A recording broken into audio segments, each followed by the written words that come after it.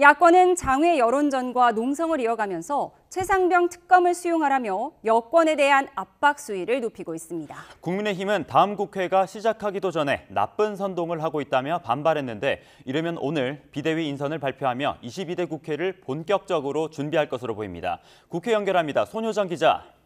네, 국회입니다.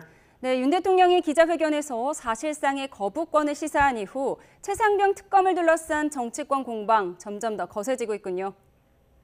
네, 야권은 지난 2일 국회를 통과한 뒤 정부로 넘어간 최상병 특검법을 반드시 관철하겠다는 입장입니다. 앞서 민주당과 조국혁신당 등 6개 야당 지도부는 어제 용산 대통령실 앞에서 집결해 최상병 특검법 수용을 촉구했고 민주당 초선 당선인들은 국회 농성을 시작했습니다. 민주당은 윤석열 대통령이 만약 거부권을 행사하면 오는 28일 본회의를 열고 재의결을 추진할 방침인데요. 이때 출석 의원 3분의 2 이상의 동의가 필요한 만큼 여당 의원들에게도 민심과 양심에 따르라고 압박하며 이탈표를 노리고 있습니다.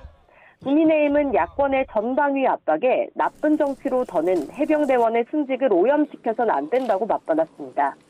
민주당이 조국혁신당을 의식해 탄핵을 거론하고 특검을 도구로 이용하는 것 아니냐고 의구심도 제기했는데요. 공수처 수사를 기다렸다가 이후 수사가 미진하거나 의혹이 남으면 특검을 먼저 주장하겠다는 윤 대통령의 입장도 재차 강조했습니다. 올해 국무회의에서 거부권이 행사될 거란 관측이 나오는 가운데 안철수, 김웅 등 찬성 의사를 밝힌 의원도 있는 만큼 재표결을 앞두고 표단 속에 나설 전망입니다. 여당 소식 살펴보겠습니다. 지도부 인선이 곧 발표될 수 있다고요? 네, 국민의힘 황우여 비상대책위원장은 이르면 오늘 신임 정책위의장을 비롯해 비대위 인선을 발표할 것으로 보입니다. 비대위는 당원에 따라 15명 안쪽으로 꾸려지는데 황 위원장이 7에서 9명 정도로 구상 중이라고 밝힌 만큼 당연직인 비대위원장 본인과 원내대표, 정책위의장을 제외하면 임명직은 4명에서 6명 사이가 될 것으로 보입니다. 황우여 비대위는 내일 첫 회의와 윤석열 대통령과의 만찬 등 일정을 수행하며 곧바로 활동에 돌입할 예정입니다. 비대위는 차기 당 지도부 선출을 위한 전당대회 준비에 들어가는데 특히 전당대회 개최 시점과 당대표 선출 방식에 이목이 쏠리고 있습니다. 당원 100% 투표로 선출하는 현행 규정을 유지해야 한다는 주장과 민심 반영을 위해 일반 국민 여론조사도 일부 포함해야 한다는 의견이 맞부딪히고 있는 겁니다. 이런 가운데 추경호 신임 원내대표와 합을 맞출 원내 지도부 인선도 이르면 오늘 발표될 가능성이 있습니다.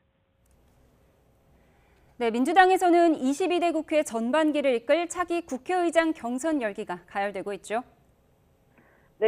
민주당은 이번 주 목요일 차기 국회의장 선출을 위한 경선을 진행합니다.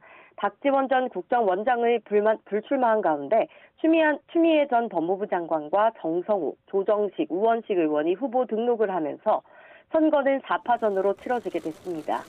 국회의장은 국회 본회의에서 재적의원 과반수 득표로 당선되는데 통상 가장 의석수가 많은 일당에서 후보를 내왔습니다. 현재 당내에선 총선에서 얻은 의석수를 바탕으로 22대 국회에서 입법 성과를 내야 한다는 기류가 강한 만큼 내 후보도 개혁국회 등을 내세우며 선명성 경쟁에 열을 올리고 있습니다. 이런 가운데 민주당 새 지도부를 뽑는 전당대회를 석 달 앞두고 당내에선 이재명 대표의 연임론이 점점 더 힘을 얻고 있습니다. 현재 이 대표는 병원 치료를 받기 위해 휴가를 냈는데 21대 국회 마무리와 차기 국회 당무 구상에 집중할 것으로 보입니다. 지금까지 국회에서 전해드렸습니다.